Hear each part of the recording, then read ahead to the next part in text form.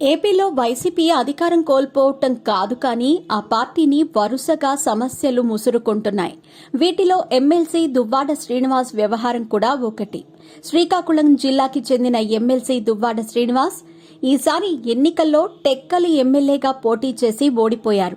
ఈ ఎన్నికల సమయంలోనే మొదలైన ఓ వ్యవహారం ఇప్పుడు ఆయనతో పాటు వైసీపీ మెడకు చుట్టుకోబోతోంది.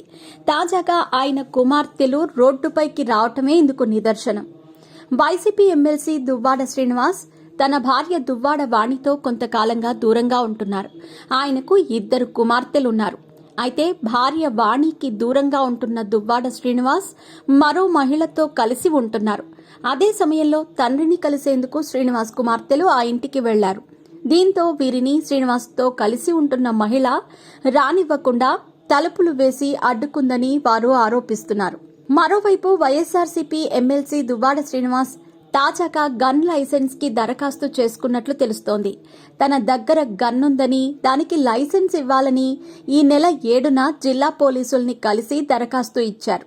కొంతకాలంగా తనకు కొంతమంది వ్యక్తుల నుంచి బెదిరింపు కాల్స్ వస్తున్నాయని, కొందరు వ్యక్తులు తన ఇంటి దగ్గర రెక్కీ నిర్వహిస్తున్నారని పోలీసులకు దువ్వాడ శ్రీనివాస్ ఫిర్యాదు చేశారు.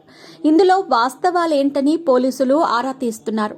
గత ఎన్నికల్లో అచ్చెన్నాయుడిపై టెక్కలిలో పోటీ చేసి ఓడిపోయిన దువ్వాడ శ్రీనివాస్ వ్యవహారంలో పార్టీ అధినేత జగన్ మౌనం ఆసక్తికరంగా మారింది.